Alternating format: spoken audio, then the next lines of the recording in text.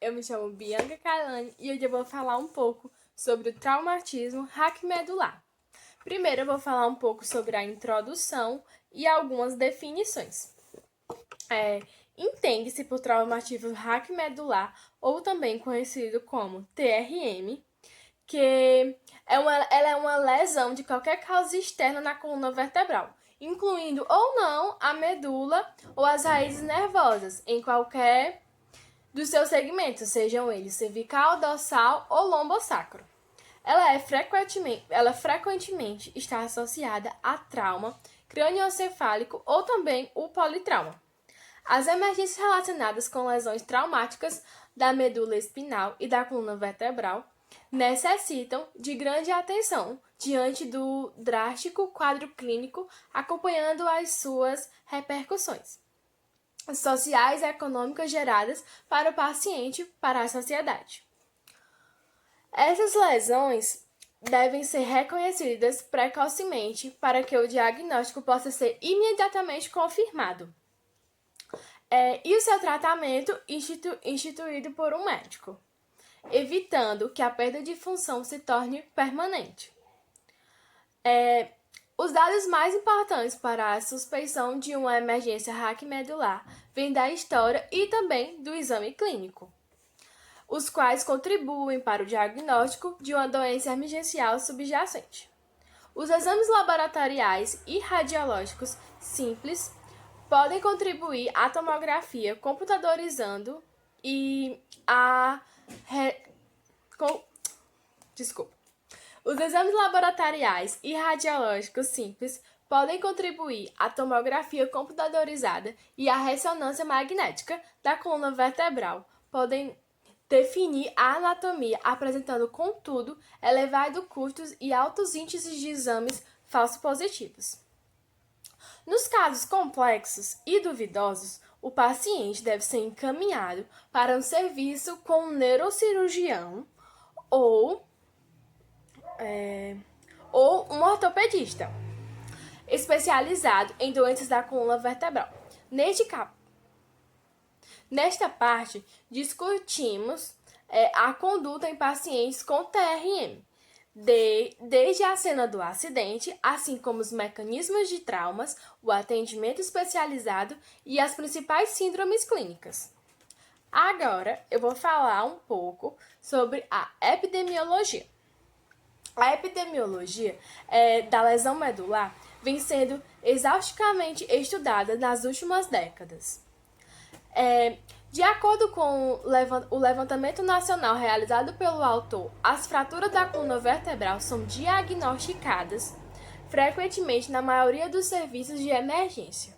Ocorrem aproximadamente 60 a 70 casos para cada 100 mil habitantes.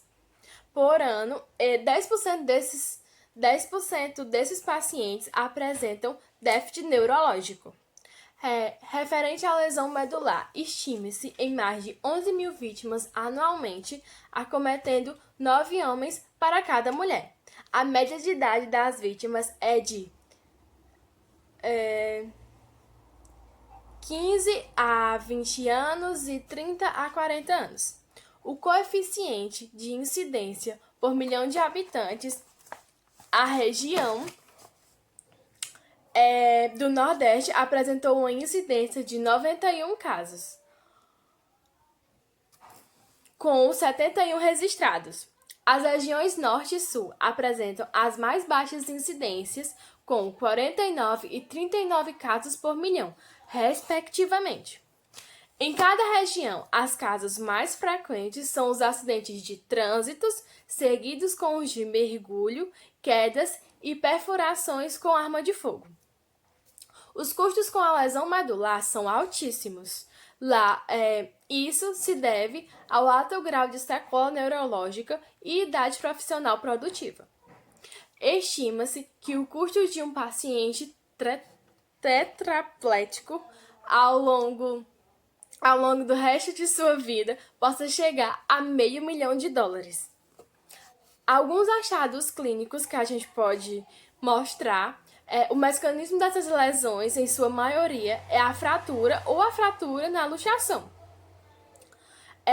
Metade das lesões ocorre na coluna cervical, um sexto na região torácica e um terço na região lombosacra.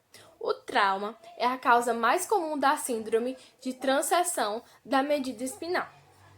Uma exceção da medula,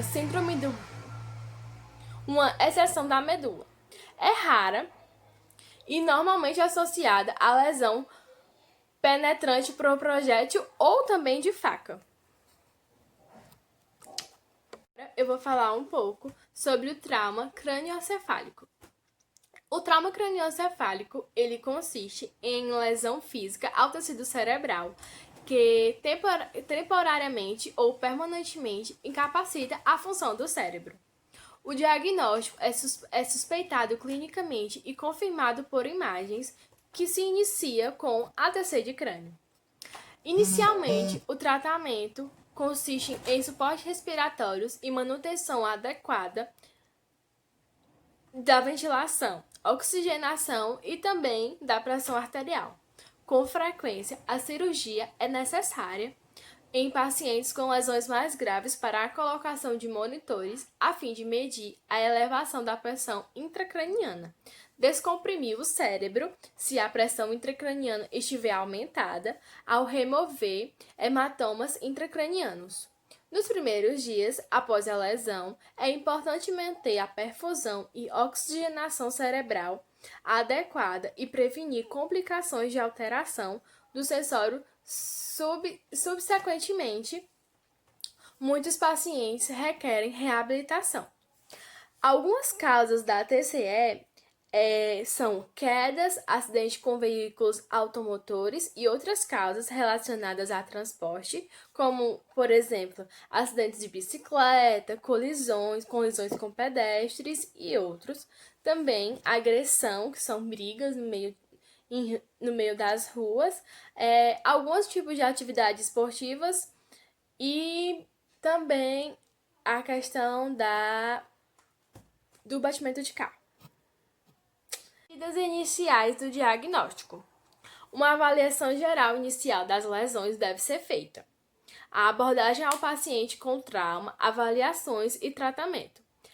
É avaliado a adequação das vias respiratórias e como está a respiração.